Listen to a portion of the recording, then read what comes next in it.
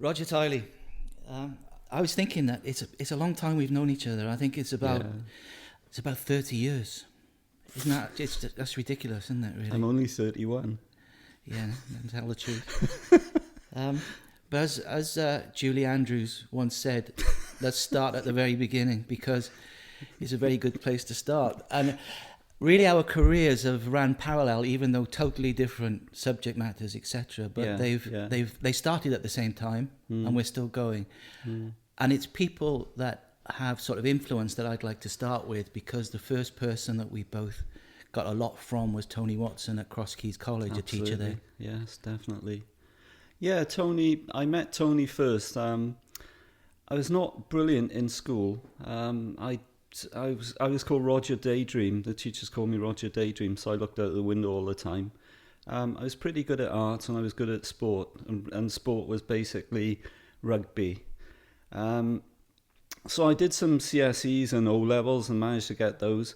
I remember the careers teacher saying to me that, what do you want to do? Because there was quite a few pits working at the time. 1976 I finished school. And there was factories, there was Llanwern, plenty of places to go for apprenticeships. And he said, what do you want to do? And I said, well, my parents had just bought me a set of drums, so I want to be a drummer in a band. And he said, what do you mean? I said, well, like Deep Purple, Led Zeppelin, that sort of thing. And he said, all right, go to sixth form college. And then he said, next. So that was my careers interview. What were you doing in sixth form college then? I then went to do A-levels at sixth form college. And again, there was a lot of distractions. I was playing the drums, played for a few bands at college. And I played rugby on a Wednesday, I played for the college. Of course, there was girls there, nice pretty girls at the age of 16, And so Tony Watson was my personal tutor. And he said, Rog, there's a bit of a problem. You're not turning up for the lectures. So you're basically going to get kicked out. And I said, oh, Tony, don't do that to me. My parents are going to kill me. So he said, well, look, okay, I've got this A-level photography course I want to start. I'm very short on students. He said, I'm desperate. He said, if you sign on that, then perhaps you can survive. So I said, yeah, let's go for it. And that's where we met? No, this is before we met. So I was a full-time student doing A-levels. And it's sort of, I know it's a cliche, but it was it was a career change. It really I really loved it. Processing black and white films, the chemicals, making prints, and going out and taking pictures. And so Tony said, look, you're doing well on this course, but you need to attend all your lectures. And I started doing it. And I managed to get A-levels after the 2 years that I was there. I managed to get my A-levels. And Tony was brilliant, because during that summer, again, I was working in a factory as a student. And during the summer, I still wanted to be a drummer in a band and be famous. And Tony rings up and he says, there's a job going at Lucas Girling for an apprentice industrial photographer. He said, I don't know if you want to apply for it, but, if you do, give it a go.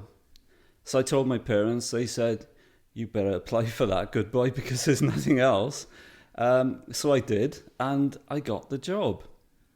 So I started as an apprentice industrial photographer, and it was very, very technical. It was great. It was for a company called Lucas Girling. They actually made the brake drums for lorries, cars, etc. I had no interest in cars whatsoever, but I blagged my way through this interview, and they liked me. They thought I had a nice personality, I suppose. And so I started doing that. But it was very, very technical, going to Birmingham, to places, to their factories, and, photographing factory floors, photographing the works accidents, which were awful. Sometimes contractors would fall through the roof. Sometimes people would get their fingers caught in machines and get them ripped off. And one of my jobs was to take the photos for court cases. Pretty gruesome, really. And I was trying to be creative with these pictures, but my boss was saying, no, this is a court case. You don't get wide-angle lens and creative on this. You've got to take factual pictures. And so I photographed on the factory floor, and when you did that, I remember one of the factories in Cwmbran, where I was actually based, was quite dark and oily and smelly. And there were people working on production lines. So the brake drum was coming down this production line. Somebody would stick one piece to it and then it moves on. And they look bored stiff.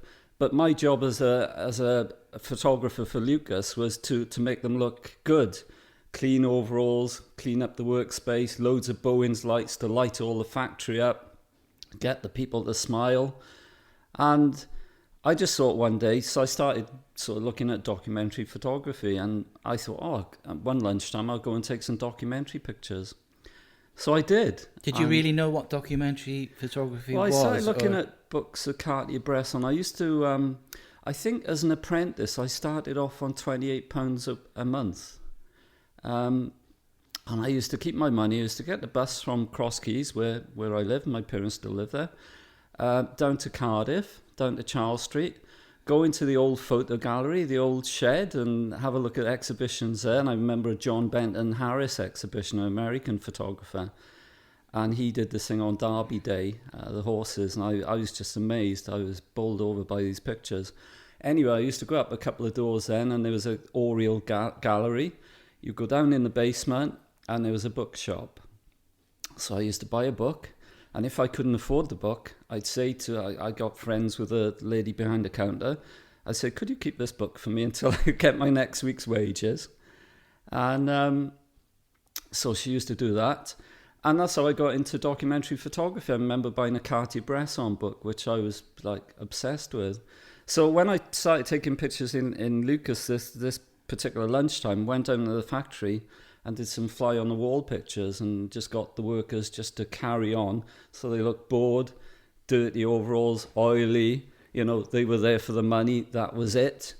And I went back, processed the film. My boss came into the darkroom and he said, what's in the drying cabinet? I said, I just got some films I've shot. He looked through the glass window of the drying cabinet and he went, what are these? He opened the doors, they were semi-dry, and I got really cheesed off with it. So I had a go at him, which he didn't like at all, so I was a little apprentice. And he looked at the pictures, he crunched them up and threw them in the bin. He said, you don't do that here. And you think that would have made me think, well, that's the end of that, sod it, I'm not going to do that again. But it gave me sort of inspiration to do more. So that's how it started. But Tony was great. But to answer your question, Glenn, which was about an hour ago, sorry about that, was that when I was at Lucas, as I say, it was very technical, and I spoke to Tony, and I said, Tony, look, it's not very creative. He said, well, just come on the evening class if you want, and just tag along. I'd already did my A-level, so that's what I did, and that's where I met you, Glenn. That's right, it was the evening class. So it was the evening class, yeah. So what happened to the drums? Still got the drums. Yeah. Still playing? Still play. Badly, but yeah, definitely. But that move to Cross Keys evening class to an A-level, doing more as you say, more creative work that interested you, that opened your eyes, I suppose, because having done all the technical work of Girlings, you're a little bit freer to do what you wanted to do. Exactly. The nice thing about Lucas Girling was that the budget was incredible. I think it was, I was trying to think the other day, it was about $2,000 a month going into the photography department. The photography department consisted of me and my boss, and that was it. But that work that you did in Lucas Girling, all that learning of lighting, etc., it must be exactly. You look at your more recent work, even now. You must have learned so much from those days that you're still putting into practice now. I did, absolutely. I think it's a really important part of, us as photographers. We've talked about this before, is being brought up on film, being able to understand light, being able to understand that, after 36 exposures or whatever it is, you need to change your film. That is a really important learning tool for me. And things like lighting, technical stuff, depth of field, all the technical things that you need to know was very important. At the time, I didn't like it. I felt at Lucas that I didn't really want to spend the rest of my life there. And that's when I was doing a day class as well down at Rumney Tech. So I had to do that as part of my apprenticeship. And there was a lecturer there, and he started looking at my documentary work. And he said, you should go to Photo Gallery and show this, which I did. This guy called Bill Messer, he was an American. I think he was the first director of Photo Gallery. I stand to be corrected on that. But I went to Photo Gallery, I took my work, and he said, have you tried Newport? Have you looked at Newport College? They're doing a documentary photography brings course. In the second person that both of us... Yeah, David Hurn. David Hurn, yeah. So I said, well, no, not really. I didn't know. What was I then, about 21, 22. And he said, well, you should apply. So I actually did. I applied, and I was accepted. Went for an interview with David Hurn and Daniel Meadows, Clive Landon, Ron McCormack. Ron. And they said, yeah, you got a place. And this was about 3 years into Lucas. So I'd just about finished my apprenticeship. And then Lucas said to me, we're going to take you on as a full-time photographer. So, of course, my wages went up quite a lot. And it looked a good deal. And I said, oh, God, I've been taken on in Newport. What do I do? And I spoke to my parents. They said, well, Newport is a college, but you've got a proper job as a photographer, but it's your choice, it's your shout. I said, well, I'll stay at Lucas, and see how it goes. I spent a year as a so-called proper photographer, and I realised it wasn't for me. I applied to Newport again, and luckily, David Hurn said, yeah, we'll take you. And that was my beginning at Newport on the documentary. Again, this is where our lives crossed. Well, you were again. in year 2, so you were one of the year. big boys in year 2. I was in year 1. I was telling you what to do. So I had a salute to you. Every day. Yeah, with a V sign, but you didn't see that bit.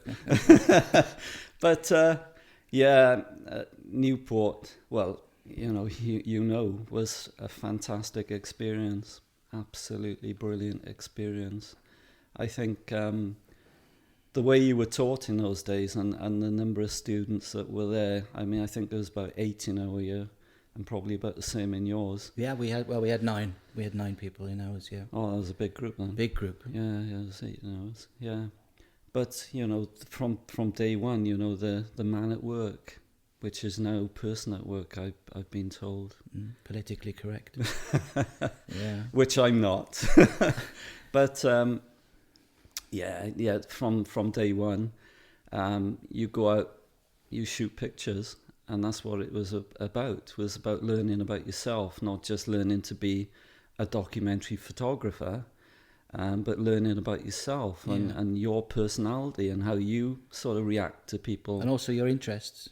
You were sort of asked and told to take pictures you're interested in. Yeah. And the subject matter that you're interested in. And it wasn't just the teaching, was it? It was the people that came, the Don McCullens, the John Benton Harris, as you mentioned before, Mark Edwards, that would come and inspire the people that were, the students that were there. Well, these famous photographers that I'd been looking at and been buying books, all of a sudden were creating my contact sheets. And it's quite surreal. And, saying, oh, this is good, but you need to do this, you need to do that. And really giving the time to look at your work and to say, these are things that I would do. And I thought that was brilliant. One of the things I did do, I'm jumping a bit now, and you probably will ask me about the miners. I photographed the miners early on in 1982. And as a thank you, I did a small exhibition up in Newbridge in the Valleys to really thank the miners and say, there's the pictures, which was really successful. And Martin Parr got to know about this exhibition. He was one of the visiting lecturers. And he said, oh, Roger, you've got this exhibition. And I said, oh, yeah, it's just a small, he was like exhibiting internationally, and there's me with my small exhibition. And he said, let's go and see it. And I said, Martin, it's about 20-25 miles away. He said, yeah, I've got the car. And this is the way it was. And we hopped in his car. We went to see the exhibition, me and Martin Parr. But that's the way it was, wasn't it, Glenn? It was like that commitment from them, from the lecturers, to actually give you time. And they never looked down at us and thought... No, they were genuinely interested, weren't they? Yeah. You could drink coffee with them and you could talk about their work. They were working photographers, which I've worked in education and I think that's a must. But you could talk about their recent work. I think David Hurn had been to America, Arizona, and he shot pictures there. He was showing us the pictures, hot off the press. It was great. It was really good experience. Going back to the man at work, I've told you this one before, Glenn, at the Eye. When we did the man at work, I went out on the first or second day it was. And I saw this guy outside the college sweeping the road, and he had his dustpan and cart. There was no high vis in those days. He had these old rags of clothes on, fag in his mouth, dustpan and cart. And I was really nervous about saying, can I take pictures? Do you mind if I take 100 and odd pictures of you? Because that's what I need to do. So I was just stood there and he saw me. He said, come over here. So I walked towards him. He said, you from the college? I said, yeah. He said, oh, you're doing the man at work, are you? And I said, that's right. He said, right, okay, take pictures if you want. Oh, I said, that's very kind. But when you start doing it, you kind of take pictures from behind because you're embarrassed at photographing somebody sort of face on. So I was taking these pictures and the back of him basically, he stopped sweeping. He said, you're in the wrong place. So he said, you need to be around the front. He said, you need my cigarette, the ash coming off, the dust on the sweeping brush. I thought, hang on here. This guy knows a hell of a lot about this. So anyway, I shot my pictures. I said, thank you very much. Went back to the college. I was thinking, he must work for the college. So I was thinking then, I know what's going on here. These staff from the college just go out in their lunchtimes or whatever and pretend to be people at work. So I was thinking, David Hurn, he must be a vicar. He would look good as a vicar. So if I went into a church, it's going to be David Hurn. Daniel Meadows looked like a solicitor to me. And I went through Keith Arnott, a window cleaner. Yeah. So I went through all these things in my mind and I was talking to the other students. I thought, I'm not going to let on now. I'm just going to let this one. I know what you're up to. So I went back out then. We had to shoot about three or four different men at work each day. Process the film, get the crit, you go back out. So I saw these guys digging the road. I thought, right, they work for the college. I went up to them with my camera, like proud, really confident. I went, all right. And this one hefty guy went, piss off. So that didn't work. My philosophy there just didn't work. It was wrong. But that's what I thought. It's not the first time you've had that reaction, though, is it? I've been pretty lucky. I've been beaten up once. I got beat up once. The picket lines and stuff could be quite aggressive with the police. The miners were great to me, the striking miners, but the police were a bit... Well, let's go. You brought it up and talking about the miners, and to a certain extent, you were quite lucky, if you can say that the miners' strike started in your second year, and it's interesting that straight away you grabbed onto that and started photographing it. Was it something from your Valley's background or your culture or your heritage that sort of led you to start taking pictures like that? Yeah, coming from the Valleys, we all have had relatives working in the mines. I suppose it was in my blood. I never wanted to work in the mines and my parents wouldn't allow it anyway. But being brought up, a lot of my school friends went to work in the pits. Around by Cross Keys and Gwent Valleys, there was around about 6 or 7 pits, quite local. So there's plenty of jobs. But to photograph it, I photographed my Uncle Bill, who was a miner. I think I did we did portraits. So I asked my Uncle Bill, could I photograph him when he came home from work off the night shift? And, oh, yes, he's all right, but, yeah, you can take as many photos as you want. Great, fantastic. I had such a good time photographing him. and he started talking about the pits and so on, that I thought, well, I'll write a letter to the NCB to see if I can get permission. They sent back saying, yeah, you can go to the pit near where I lived, and they said you can go for one visit, see the manager, Mr. Payne, I still remember his name, and he'll take you around. So I thought, no, I was thinking of like doing 6 months at the pit, not just one visit. But so I went, and 10 o'clock, turn up at the manager's office. Is Mr. Payne around? He's gone down the pit. He's going to be there a few hours. I said, I've come to take photos. And some other miner was there. He said, I'll take you around, but, so anyway, so he took me around. He said, right, there's a pit head. He said, here's your helmet. He said, don't go near there. Don't light a cigarette near this. You'll blow the whole pit up. There's the pit head bars. There's the lamp room. He said, carry on. I thought, brilliant. Us as photographers. Can you imagine that happening now? I think it'd be impossible. Yeah, chaperones all the time. But we like to be free as photographers. Absolutely. We like to wander around. And so I took pictures, and some of the miners came up off the shift then, and I knew some of them from school. So it's, Rog, what are you doing here? Oh, taking photos, boys. Oh, brilliant. They said, brilliant. How long are you here for? Oh, only for the day. That's all I'm allowed. Oh, they said, don't listen to that. They said, you come as much as you want, boy. And they said, look, if the manager's around, we'll hide you behind the door in the cupboard or something. We'll sort it out. You come as much as you want. So that's what happened. I started going up to the pit. The manager would come, and his name was Mr. Payne, so the code word was pain in the arse. So if you heard somebody pain in the arse, they'd hide me behind the door. And so that was the beginning. And that was prior to the strike. Well, once the strike started, there was a strike before the big year-long strike. There was a strike at Lewis Merthyr in the Rhondda. So I had some experience of photographing a miners' strike. And when it started, I knew people. I knew miners. I knew the NUM.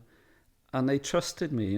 They fully trusted me to take pictures of financial meetings and all sorts of stuff where really photographers or journalists or media people weren't allowed. So, it was great. It was great. So this was about building a relationship with the people that you were working with. But you touched on it before, that obviously some of this, the moments during the strike where it became aggressive and there were the picket lines, etc. Yeah. What sort of reaction did you get then? Good. I went to Orgreave, the police sources, and I did a lot of picket lines, stuff, soup kitchens, demonstrations. I went to quite a few places. But once they got to know me, miners from different collieries, and they knew that I was all right, they treated me really well. But I went to Orgreave with some miners. They said that if you want to come up with us, there's room in the bus. I went to Orgreave, and looking back, I was a bit silly, really, because at Orgreave, with the police horses chasing, we didn't know that was going to happen, by the way. We had no real inclination that was going to happen. It was horrendous. I'd never been so scared in my life. I stood with the miners. I was with a group of miners from South Wales. I remember some guys from different coalfields, Yorkshire miners, saying, bugger off, you shouldn't be, you're press. And the Welshman, oh no, he's with us, he's one of us. Oh, all right, that's fine. So I was in the middle of these miners, I got thousands of them, and I looked, I could see all the press stood on the side, all the photographers now stood on the side. But I was getting these great pictures. All of a sudden, these police ranks broke, so everybody started running. We couldn't see, we were quite a way back, so we couldn't see what was going on to start. Until you could hear this thunder of noise, this roar of noise. And you could hear miners saying, there's horses, these swear words, they're coming at us. So we all ran, and I was running as well. I fell over. Of course, my wife's always going on to me because my camera bag is always open. I'm really lazy at zipping it all up, and I lost all my films. They must have fallen out. So I ran, but you were running for your life. I mean, the police, if they had killed somebody, I don't think it would have been a problem. Honestly, I really don't think it would have been a problem. They were hitting anybody with truncheons. They didn't care. I ran and ran, and I lost the guys I was with. I eventually got to safety, and I thought, right, check everything now, check the camera, check the bag, because I lost the films. But I was doing it on spec anyway, so it wasn't I wasn't commissioned by a newspaper, I was just doing it on spec, so it wasn't a big deal, but I was gutted I'd lost the film, so I was really pleased I was still alive. So I really would say to this day it was life-threatening. It was, I've never been so scared in my life. It was shocking. Didn't the police use you as sort of a sign of where things might happen as well? I was on a picket line in South Wales, and the police seemed to get to know that I was talking to miners, that I seemed quite pally with pickets. And first of all, the police, there was local police from South Wales, and it was reasonably friendly, there was banter. But then, of course, the government started bringing in police from the Met, from the Midlands. Nasty pieces of work, nasty guys. We were waiting on a picket line one morning, it was like 6 o'clock in the morning for the scabs to come through. And the police were on the one side, the pickets, and myself were on the other side. I was just slightly away from the pickets so I could get the pictures of the push. This one guy came over, this policeman, about my age, quite young, 24. He came over to me and he crossed the road, and you could see the eye contact. He was just looking at me. I just thought, he's going to take my camera. This guy's going to take my camera. So I strapped it around my wrist. And he came towards me. He just threw a punch at me. And I sort of shied away, and he caught my cheek. And I suppose being a valley boy, the first thing you do back is you give one back. So I smacked him and caught him right, in the face. I was quite pleased with that. But of course I had this Canon F1 camera attached to my wrist, strapped around. So not only did he get the punch, he had the full whack of a Canon F1, but I've got it in the cabinet there. And an F1 body is fairly hefty. And he just went down, and it's just below his eye, it split open. And, they say that these things happen in slow motion. I think it kind of did. He went down on the floor, and I could hear some police over the other side saying, "Get him, get him." So I just ran. My bag again was open, and everything was flying around. But I was pretty fast in those days, quite a good runner. So I had a good start on them. I looked behind, there was about 6 or 7 policemen with truncheons. It was dark. It was a dark winter's morning. I could see these silhouettes of truncheons in the air. So I ran. I knew the area quite well, so I dived into this bush. I thought, I went round this corner, I dived into a bush, soaking wet. It was middle of winter, covered in mud, and just led flat. Try not to breathe too heavily. And all these footsteps of these coppers ran past. So I thought, right, give it a minute. And I'm just going to do a run up onto the mountains. They're never going to find me up on this. I know my way around. So, yeah, they went past. I sort of got up from the mud, and I poked my head through the gap in the bracken and everything. And all of a sudden, I could see these silhouettes of more people running down. I thought, led back down, and I thought, this is serious, this big serious. They got a load of coppers chasing me. So I led down, waited for them to go, looked through again, and I thought, right, it's clear. So I just ran up onto the banking, onto the mountain, and just over the top of the mountain, thinking, this is serious. Lucky there was no police helicopters and what they've got these days. So that was that. I did think a lot about it, so I was really, I was quite scared. But a couple of days later, I was on a picket line. I think it was down in Port Talbot, there was pickets. This miner comes up to me and he went, "You're a hell of a boy." And I went, "What do you mean?" He said, "You smacked that policeman the other day." And I said, "Oh, yeah, but he went to punch me." And he said, "Yeah, we could see it." He said, "We could see the coppers chasing you. They had truncheons." He said, "If they had caught you, they would have given you what for. They would have put you in hospital." And he said, "Where did you go then?" I said, "I hid in a bush." And he said, "Well, we were chasing the coppers." So there was these pickets. The second lot of men running past were pickets chasing the coppers. And I said I hid in the bush, and then I ran up on the mountain. I said, "What happened to the coppers then?" He said, "Well, they were knackered." He said they ran and they stopped and they turned round. And he said, "We caught them and we thought they were going to, it was going to be a full-on punch-up." Some of those miners, some of those pickets are tough boys. They're tough boys. One of the policemen, the sergeant, said to the pickets, "Look, boys, we don't want any trouble."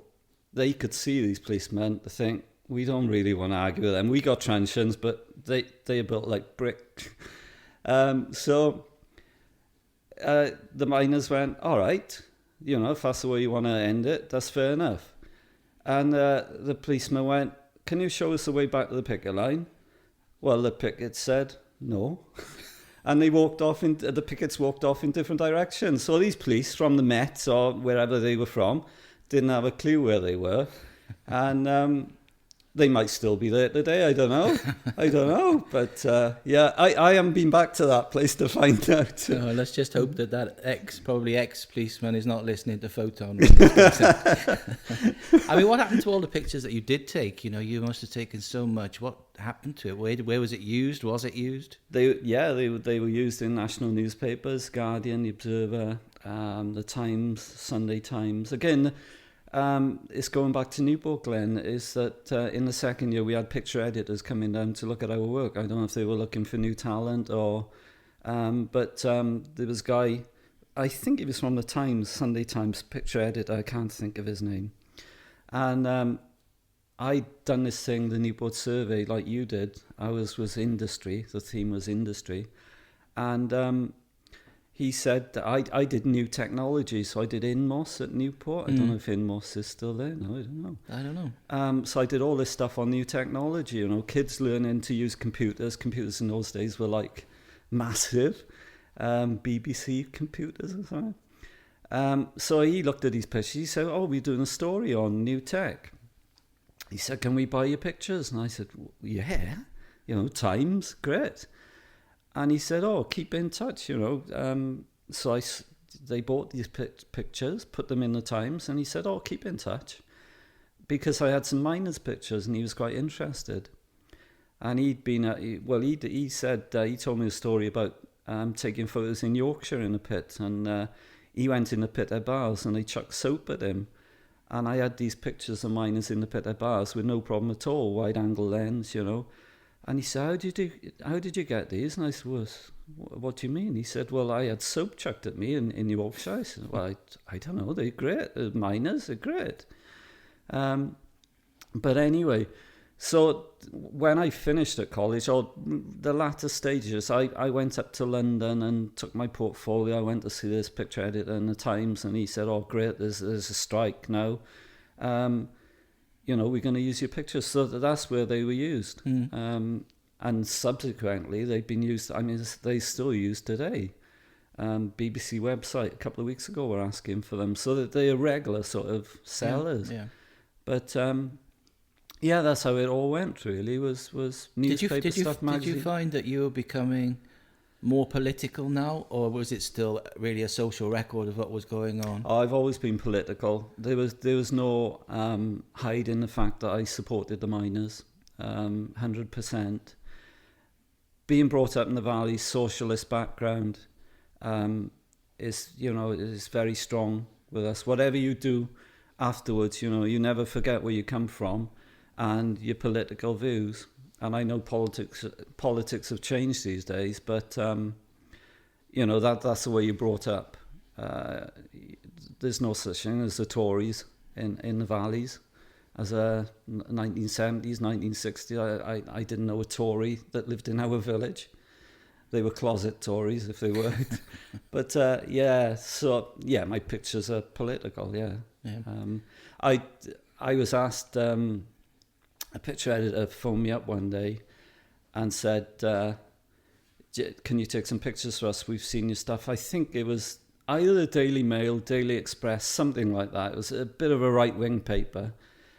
And they said, "We'd like you to," this picture editor said, "we'd like you to take pictures of working miners going into work, scabs."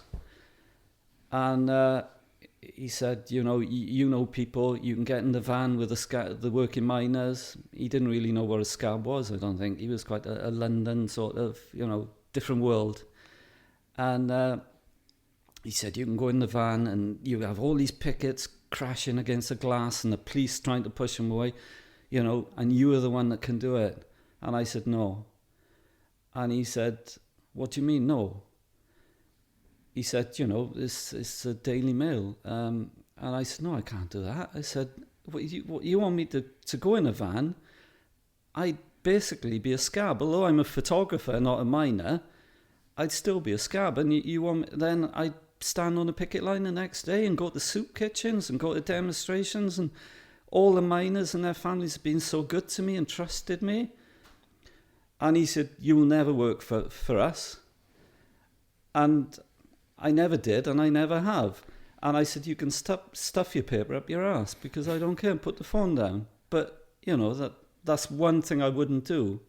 And, I wouldn't do that to this day, to actually break the trust that I've made. As a photographer, I'm not a telephoto lens photographer that goes in, snap, snap, snap onto the next job.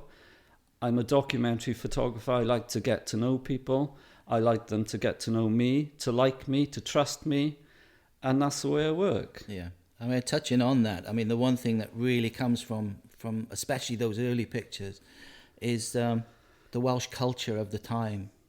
The proud man at work, the woman at home doing the cooking and looking after, the community spirit that was in the valleys at that time. Yeah. Do you think that community spirit is still there? No. Because the pits went, I think that miners are very, very special people. We go on about the comradeship, and that's a sort of cliche, but it's very, very true. I've been up to Kellingley in Yorkshire recently, and the comradeship is something that you will never find anywhere else. And it was very much a community spirit. They talk, miners would talk about the pits in the club, and then when they down the pit they talk about the club, and that was it. It was very community based, and everyone knew each other. Doors left open, you could leave your front door open. I think the valleys now have become sort of overflows to places like Cardiff and Swansea and Newport, so people travel, the train links are quite good, and people travel to work because there isn't much work in the valleys. Unless you work for Asda or Tesco or Lidl's or whatever, there aren't any factories, or very few factories left around. Coal mining has gone. It's very sad, and that's broken up communities. You have to remember that the valleys were built for the mining and iron industry. So once that went, that's basically it, So I think there's people living in YSTRADGYNLAIS. Most of them work in Swansea or thereabouts, or travel to Cardiff. There isn't much work here. Community's pretty much gone. But in saying that, people in the valleys are very friendly, and you'll find that everyone says hello to everyone else. I walk the dog in the morning, 6 o'clock every morning. Half of that time is talking to people, and people you don't really know, but everyone will stop and talk.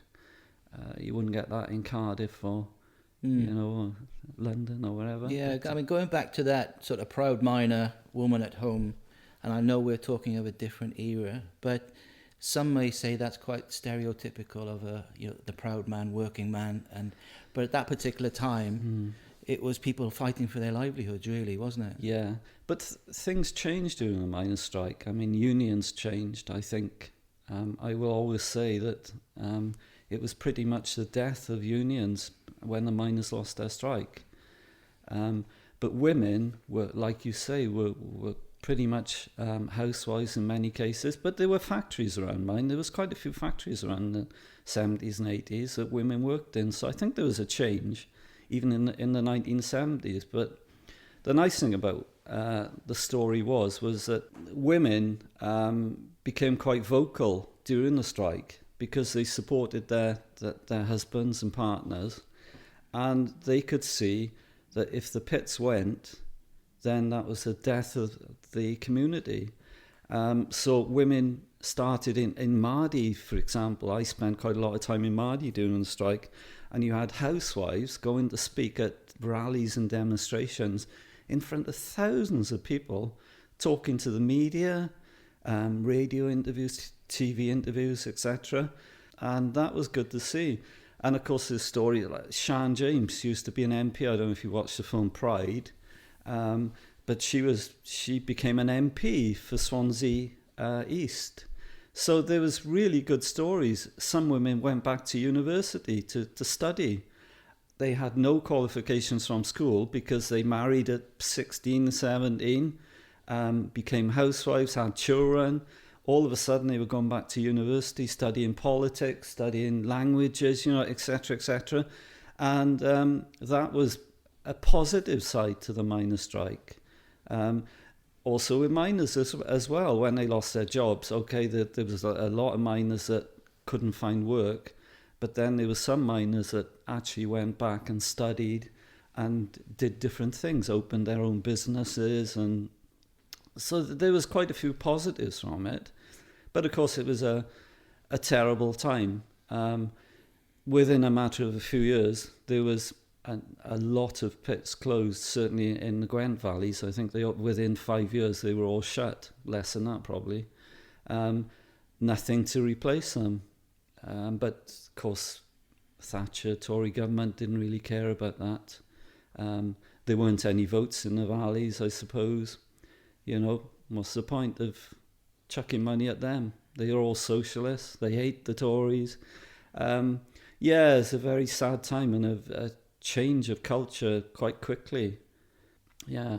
Okay, just to sort of finish this particular sort of chapter, if you like, of your mining pictures, and I've looked at some of the pictures, and some of them are quite humorous. As far as the police and miners are enjoying a bit of banter and their smiles. So there must have been some sort of respect, if you like, between the two. Yeah, I think maybe it was just individuals. I don't know, but no, I think you're right, Glenn. At the beginning of the strike, when there was a handful of scabs going back in, like 2 or 3, it wasn't really a threat. So it was quite good fun standing on the picket line, and it was a bit of a novelty, really, I suppose. So the police were local boys, and it was all quite friendly, and they'd have a bit of banter. Then the scabs would be brought in, and there'd be a bit of pushing. So the police would push, the miners would push. Nothing nasty, nothing aggressive at all. I think as it escalated, then it became very political. It became nasty. The police were not putting numbers on their uniforms, so they couldn't be identified. You could tell that they were told, anything goes, boys. If you want to smack a miner, go ahead. Don't worry about it. Who's going to, and just arrest them then, take them to the police cell, and keep them there for the night, and then just let them go with cuts and whatever. It's difficult to look back on it now and to think it happened in this country, in Great Britain. But from a personal point of view, you gained, I think, probably 5 or 10 years of experience in that short space of time, because you were thrown in at the deep end, and you were covering quite hard news as a photographer. Yeah. I thought when I finished at Newport, I'd be going to places like Africa and stuff like you. I didn't think it would be that this world news story would be on my doorstep, affecting people that I know, my friends, people that I grew up with, and an area I've grown up in. I still live in the valley, so it was quite strange to think that this story, which was worldwide, was it has been broadcast all over the world. It wasn't just a regional story for the Western Mail or something. It was going to all over the place. So that was strange. If it hadn't happened, probably I would have found a war somewhere or a famine or something that we were trained really to photograph. I would have gone somewhere where there would be news stories. I'll never know, because that first year was photographing the miners' strike, and then subsequently after that, I became sort of known for photographing industrial disputes and industry in general. But did you find it difficult? Because, when you're in that sort of situation, that adrenaline rush that you get for being there, for being actually in amongst it and in amongst history. Yeah.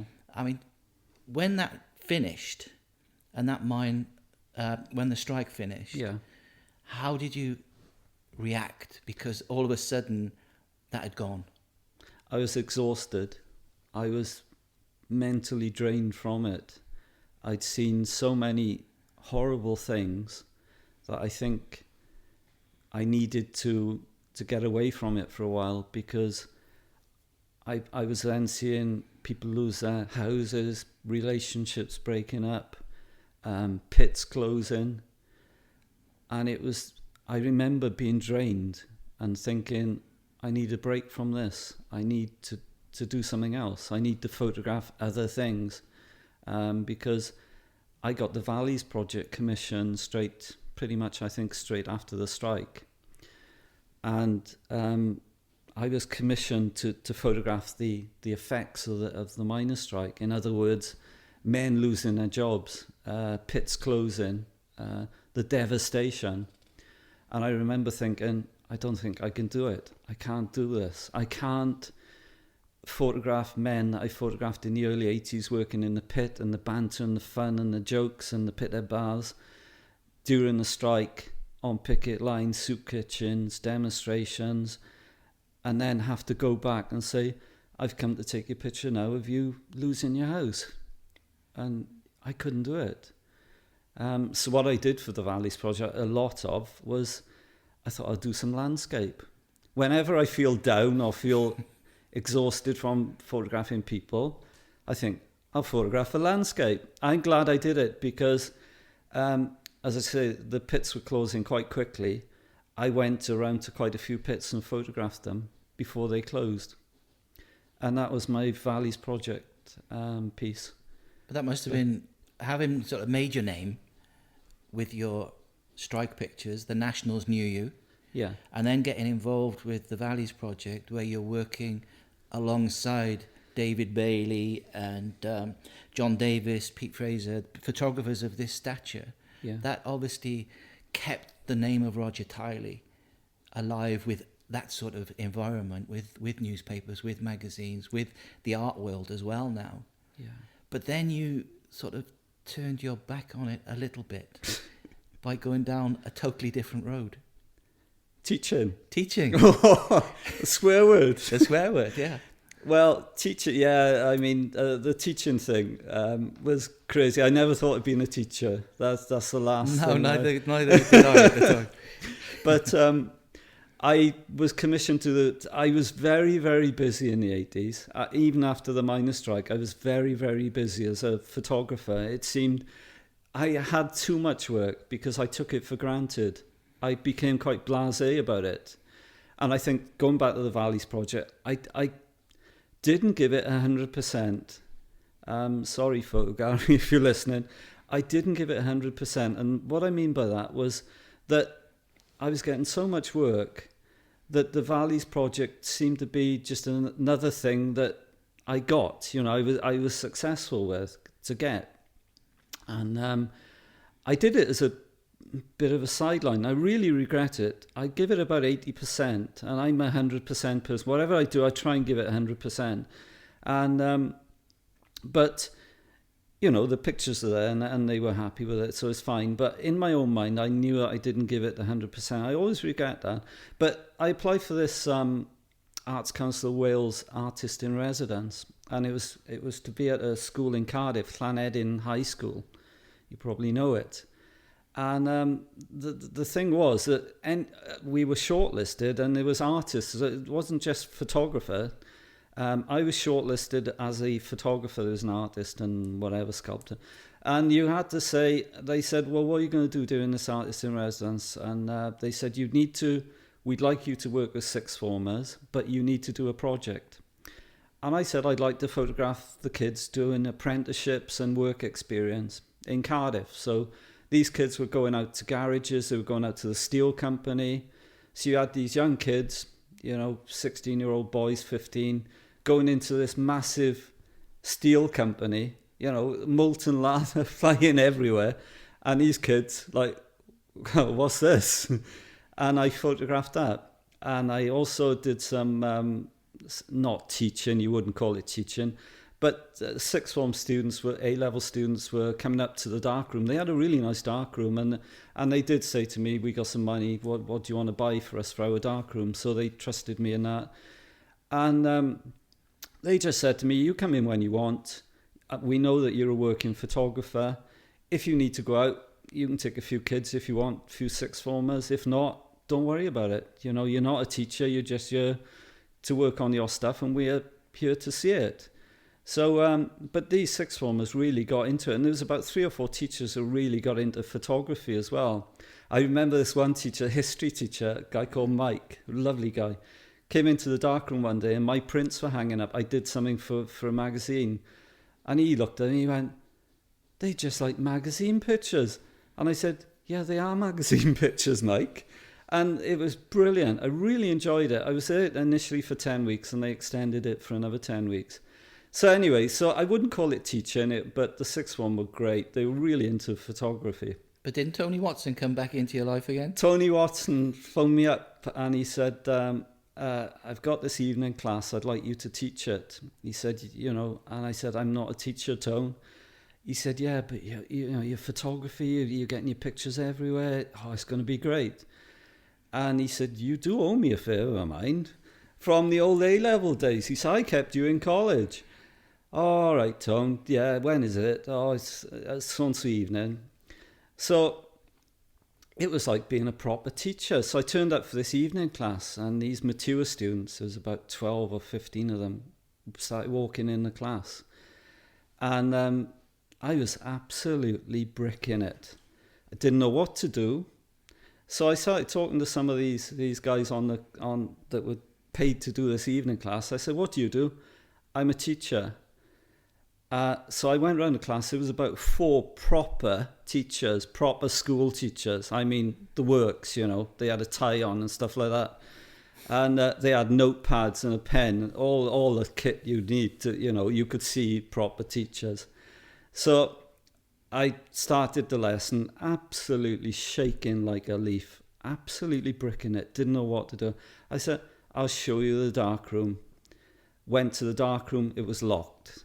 Of course, everything had been locked up. I said, right, okay then, so sit down. So trying to be a teacher, I thought, well, I was told to sit down in school, so that's a good start. And I could see this John Hedgecoe book on the side, on the bench, How to Be a Photographer. I picked it up, I said, right, get your pens and paper, and I started dictating. Like, this camera is, and you could see these teachers huffing and puffing, going, because they were dictating, they'd been in school all day, and then they get some prat at the front dictating notes to them. So I could hear this huffing and puffing, and the 2.5-hour lesson went on. It was like 2.5 weeks. It was a nightmare, a disaster, absolute disaster. So Tony then contacted me. So how did it go, Rog? I said, Tone, bloody disaster, man. Bloody disaster. I said, I'm not a teacher, Tone. I just can't do it. He said, well, what did you do? And I said, well, I showed him a dark room, but it was locked. He went, oh, shit. I said, I dictated. He went, oh, no. He said, did you show your work? I said, no, I didn't think of doing that. He said, oh, for God's sake. I said, look, I can't do it. He said, give it another week. If you don't like it next week, we'll call it quits. I'll do it as overtime or whatever he said. And so he said, get your work, do some slides. He said, do some slides. So I said, all right. So I got prints and I photographed them on slide, got them E6 processed and put them in the slide mounts. So I was there going into the college the next week. Here comes the class. I didn't think they'd turn up. I thought it'd be empty, but they all turned up. But then they paid to turn up, so I suppose that was the reason. I said, I'm going to put some slides on. Oh, okay. This little slide, I always remember it, is a push and pull. You put one slide in, push, one slide in, push. So lights go out, the screen is down, the slide projector's on, they gather around, and I put the first slide on, and they looked, and I said, oh, this is a minor strike, whatever it was. On about the third or fourth slide, I could hear the one teacher go, by now I thought, right, I'm going to say, look, it's not for me as teaching and stuff. I can't do it. I'm off. Have a nice life. I hope everything goes well for you. But anyway, I plucked up the courage and I went, so what's wrong with you then? I didn't think, and that's me. I always say stupid things. I said, so what's wrong with you? This teacher, he went, well, they're brilliant. He said, oh my God, they're brilliant. And the class started perking up. And the one guy said, did you have pictures? I forget what newspaper it was. Luckily, the week before, I'd had pictures in The Guardian or something. He said, were your pictures in The Guardian? I said, yeah, that's right. Probably they were. Yeah, that's it. Oh, and they started asking questions, and it really became interesting. My pictures, I said, oh, I'll get my prints out and show you those. And they, oh, fantastic. And they were brilliant. And I said, look, I'm not a teacher, I'm a photographer. I don't know if I can do this. So the teacher perked up, one of the teachers, and said, have you got a scheme of work? I said, well, what's one of those? He said, well, it's what you're going to teach us each week. I said, no. He said, have you got guidelines to the course? It's City and Girls. Have you got guidelines? I said, yeah, I haven't read them yet, to be honest with you. I got them in there, somewhere there. He said, right, let's have a look at them. So the class were looking at the guidelines, writing the scheme of work. Oh, so next week we'll process films next week. What we'll do is we'll go out, think of a project, and they thought of the project, not me. And so teach us how to process black and white next week. Well, week after we'll do prints. Oh, can you teach us depth of field, shutter speed? And we went on. They became great friends. They were great. I loved it. We were going for a pint after each class. It was fantastic. I really enjoyed it. So the teachers taught you how to become a teacher? Yeah, yeah. So Tony Watson says, and I've heard good things about you in this evening class. He said, can you do some more hours? Oh, I said, yeah, but I said, they're all grown-ups and, because you want me to do A-level and B-Tech and all these. Oh, he said, do the same thing. It's all right. He said, it's your experience we're after. I ended up doing 24 hours teaching a week, plus being a photographer, busy. Full-time lecturers only taught 21 hours, and I was a part-time lecturer teaching 24 hours, plus doing all my photography. I think I was working about 17 hours a day. It's crazy. That's how it started. From that Cross Keys moment, you decide to go into it full-time at Swansea. Yeah. And I have to ask the question, being so successful, really, as a photographer, why did you suddenly realise that this is the road I'm going to go down? Was it like a security issue or There's a very simple answer to that, Glenn, in the fact that I was talking to one of the full-time lecturers at Cross Keys, and I said to him, what are you doing for the summer? And he looked at me and like, duh, I'm going on holiday. And he said, I said, no, I don't mean that. What do you do for money? He said, I'm a full-time lecturer. I get paid throughout the holidays. He said, I get paid. And I said, what? 8 or 10 weeks holiday and you get paid full money? He said, yeah, of course I do. He said, you were part-time, so you just get paid per hour, so, but I get paid full. I thought, bloody hell, that's all right. There was a job at Swansea as a lecturer, full-time, and I thought, well, if I get that, I can spend the summer working on projects. I really enjoy doing longer-term projects. I'm not really a photographer that goes out and photographs one thing today, forget about it. I like the whole build-up to doing a big project, the research, the development, the contacting, and working on something which is going to last weeks, months, or years. You know, that's what I love doing. And I thought, oh, Christ, I could do 10 weeks. I can go to America or whatever, do 10 weeks photographing and get paid. I applied to Swansea. They were crazy enough to give me the job. What they liked about me, again, this is going back 1988. So what they liked about me is they didn't want me to be a proper teacher, but they liked the fact that I worked in the profession. I had a bit of a name. I'd worked for national newspapers. That's what they really liked. So they took me on. And that's what I did for 27 years. I was a full-time lecturer, but working, throughout the time, producing work, producing projects, producing commissions, and doing the things that I loved to do without the pressure of, I have to make money, per week. That was the beauty of it. I mean, I've made money, but the pressures were off. I was full-time lecturer being paid a good salary, and anything else on top was a bonus, and I could put back into my photography. Yeah, I think that's the beauty of your work, if you like, is what you've just said about the fact that you're not a news photographer. No. All your work are projects that last time, and they're in depth, and they are true documentary work. And how was it all done in holiday time? Because you managed to produce, I think it's 3 or 4 books during that period. Yeah.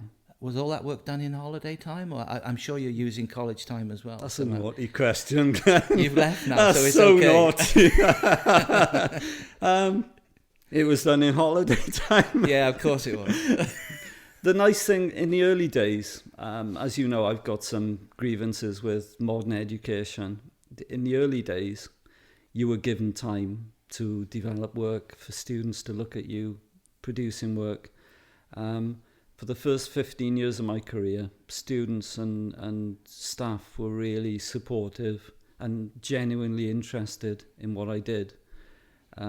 It did change in the latter part of that quite dramatically. It became the fact that teaching became more paperwork based, which I'm not very good at. I'm shockingly bad at doing paperwork. And it became more important to be a teacher doing the right things in the classroom, timing your lectures right, and, ticking the boxes and doing the paperwork afterwards, than what I was as a human being, a photographer, working photographer with quite a bit of experience, being able to give my experiences to students. It didn't become that in the end. It became far from that, far from it. I had, towards the latter part of my career, I had a few letters asking me to declare my outside interests. It was seen to be a bad thing, a very bad thing, that I even thought of doing something outside of my teaching, which could make money. That really upset me. And I felt that it wasn't the place that I knew, that I loved. I loved teaching. I loved the students. And I did to the end. The students were great. Some of them were quite lazy. But I'm very, very proud that the students that I've taught that have gone on to work in photography, the media and the arts, I'm very proud of that. And I played a very small part in their careers, but I'm proud to say that I actually taught some of those guys that have gone on to do pretty good stuff. The word university to me means academic. That's the key word. And to run these academic courses, they have to be written in such a tight way that it doesn't relate to industry. It doesn't relate to jobs.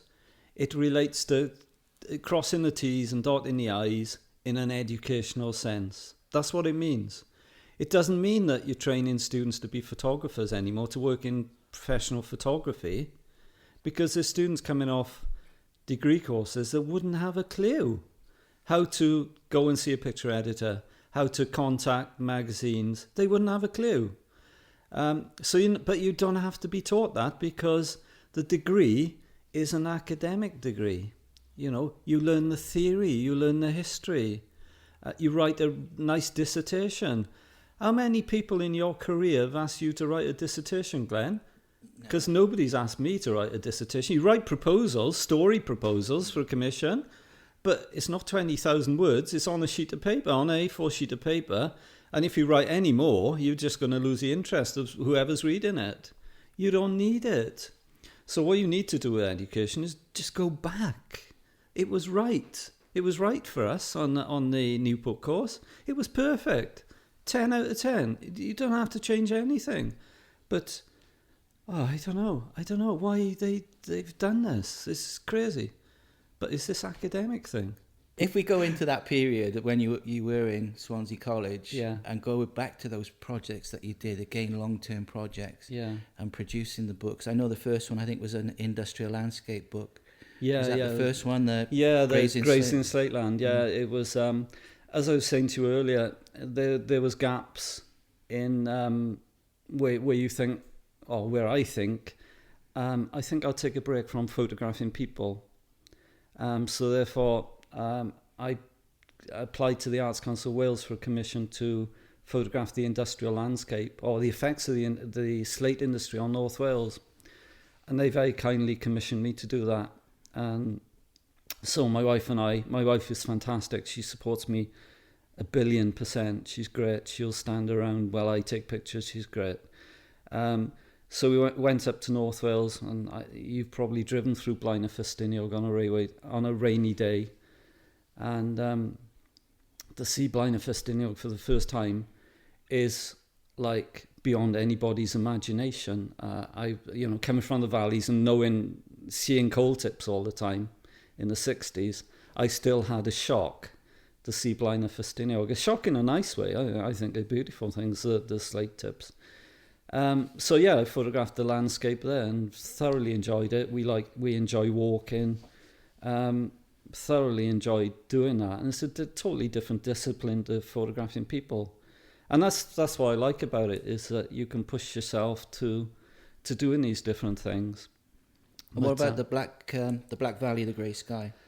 The Black Valley of the Grey Sky was a combination of pictures taken over maybe 2 decades of the valleys. You know, the demise of the valleys, I suppose, the decline from initially the pits working to then the spoils of landscapes being changed. You know, pits being demolished, land becoming just vacant land, just overgrowing. The book sold really well. I was surprised, but they sold really, really well. Were they self-published, or did you? They were self-published. I had grants and sponsorship, so I didn't put any money into it initially. No, you did start up like a publishing company. Did, yeah, my wife, before she was teaching, she's a teacher now. She ran Incline Publications. And she was really good. She used to turn up at Waterstones, like wearing jeans and, not like a proper professional book distributor going in a suit and with a portfolio saying, these are the publications. She'd just go in, can I see the manager, please? Welsh accent. Who are you? Oh, I've got this book. I think you'll be interested in it. So the manager comes down. I've got this book. My husband's done. And... Would you like it? She's a really nice girl, my wife, Angela, and she's so she'd come back out. I'd be waiting in the car hiding, so I'm shocking at stuff like that. And she said, "I've just flogged in 50 bucks," and that's the way it was. And I gave lots and lots. Well, I still do. I give talks around the country, and you sell books then, they want to buy books. I mean, the thing in Arena is a talk that I'm giving next month in Bournemouth. And they buy books. The books are sold out now, so they can't buy any. But and that's the way it worked. But it was very successful, yeah. So, pleased with that. The third book was Tower. That brings you back to the mines. Owned by the miners, yeah. The last pit was great. To really feed my quest to go underground and take pictures again. I loved going underground in the pits and taking pictures, riding the conveyor belts, and I loved it. Just a big kid, really, aren't you? I am. I'm a closet miner, I think. But no, I loved it. And the blokes down there, the boys were brilliant. Miners are the best to photograph. Without a shadow of a doubt, they're fantastic. Great fun. And coming from the valleys, I got the same kind of banter, so, get on really well. Really, really well. Love it. Just to finish off this sort of education chapter, did you bring any of your Newport practice into the Swansea College? The techniques of teaching at Newport? Yeah, I did. It was a mirror image of Newport. I remember we did Man at Work. I remember teaching the students. They loved doing it in the early days. Teaching changed, as I was saying. Students changed. I remember when the computer age came in and digi-cameras. That is I think is a disadvantage to students these days. But students began coming through college, and you'd start talking to them. They were being brought up on computer games in their bedroom. And when you'd say, I remember saying to a group, we're going to go out and photograph. We're going to do some street photography. And one of the students, a girl, came up to me and she said, "You're effing out of order." And I said, "What do you mean?" She said, "Getting us to photograph strangers." And I remember saying, "Okay then, let's don't do it. She'd sort of got the other students to agree with her. And I said, "It's fine by me, I get paid anyway, let's don't do it." And I said, "Go on then, go into the studio, do what you normally do, photograph your friends in the studio." And then, and that's the way it was going. I mean, students now, I really disagree with the way they're being taught. They're being taught, I was teaching in FE, further education more. I've given sort of talks at universities, but my full-time teaching job was in FE. And I find it tragic that some of the lecturers, quite a few lecturers you'll find, have never been working photographers. Never. How can they teach things when they've not experienced? And, as I said, I've been in teaching 27 years, and I found from my experiences in the 80s to now how things have changed, how fast things go. It's like you see photographers, and they've got laptops in their bags, and they've got funny didgeridoos that they can send their pictures straight to a newspaper. Take a picture, it's gone to the picture desk. That's all new to me. That's a new experience to me. And I'm lucky that I'm not really in that game. I don't do that kind of thing. I don't have to be the first to send a picture.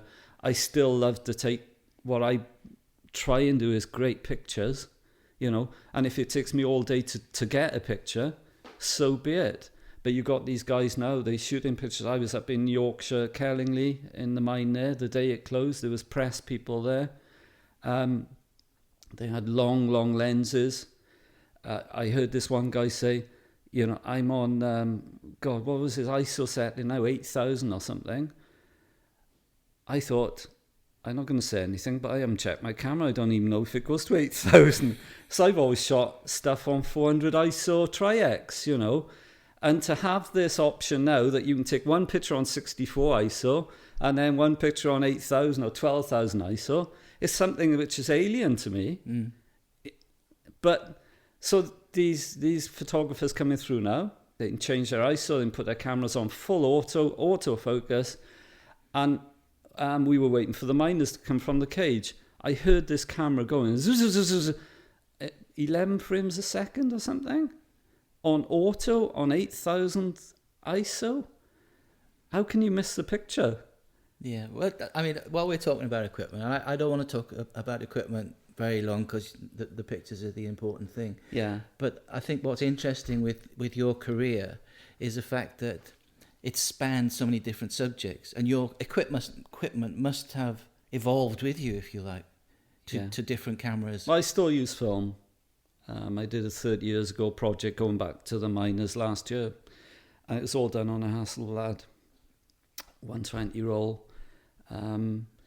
I enjoy film. I think film gives you a totally different effect, not just technically, but the way you think. Because you're thinking, this frame is costing me, it's going to cost me 50p to press the button. I'm going to run out of film after 12 shots, or my Fuji 6x9, I'm going to run out after 8 shots. When you're doing documentary stuff and you've got 8 shots and you're going to have to change a roll of film, you really do think about things very, very carefully and when to get the picture, the decisive moment. That's what we were taught, Glenn. Young photographers coming through now, I think the digital age, you can shoot 500 pictures on some memory stick. You can zzz, and you're bound to get something. You're a bit of a knob if you can't. But I think the disadvantage to that is that if you're using a telephoto lens and you're shooting these pictures off like that, you're not getting that connection exactly. With the people that you photograph in. Yeah. The friendship is never built because you're on to the next thing. So that's the difference, really, I would say, between documentary and press photography. But you just mentioned you use a 6x9, so that is so different to a 35mm. Yeah. And the actual workings of it. Yeah. Well, it's quality, the neg is a big neg. Even if you scan it, even if you don't print anymore, I don't print anymore in the darkroom, I scan then. But the quality is beautiful. Yeah. Even scanning it, it's gorgeous. I have to ask you this because I've read it on some of your interviews. I've actually heard you say it on a couple of your interviews, and sometimes I'm thinking it's something that comes out of the mouth of Mulder and Scully on the X-Files. But what do you actually mean by when you say you're looking for the unseen? Are you taking pictures in graveyards or something? Because this is actually something that has come from your mouth. Is it? Yes. You better think about this. I think the last time I spoke to you, I had a few glasses of wine. So I was trying to get you off the phone, probably. The unseen. Looking for the unseen, which is, I've read about it, which is something from your interviews. And I think I'm looking for different things and not the obvious. I think that's what I was meant by that. Is the fact that you're looking at more behind the scenes at something. So you're not going for the obvious news picture that, tells a story. You're looking for something slightly different. I mean, I was at Port Talbot yesterday taking pictures, and you'll see all of the press guys, they go to the front of Port Talbot from the town side, and they photograph the blast furnaces, and it is very much in your face. Good press picture, good front page newspaper picture. The viewer can see, that's the steelworks. They read the caption, 750 made redundant. So it works. I tend not to go for that. I tend to look for something slightly different, whether or not it's a different story around the steelworks. So you go looking for some obscure person that had links with the steelworks or works, or you look for a different landscape shot. I was down at the beach yesterday, pouring rain, 7 o'clock in the morning, looking for these different types of pictures. Then I found some fishermen, so I photographed them. It's just going for a different angle. But again, I'm very, very lucky. I'm not in that I have to get pictures to make money. Photography, by the way, has always meant more to me than just making money. It's not a money-making thing. If I wanted to do that, I'd be a bricklayer or something, because I'd probably make more money. Throughout my career, it's meant more to me than just making money. If I'm not happy with a picture, there's no way anybody's going to see it. There's no way. I'm not just going to send it because I'm going to make 50 quid or something out of it. I won't do that. So, okay. Yeah, probably the unseen is just looking at these different angles.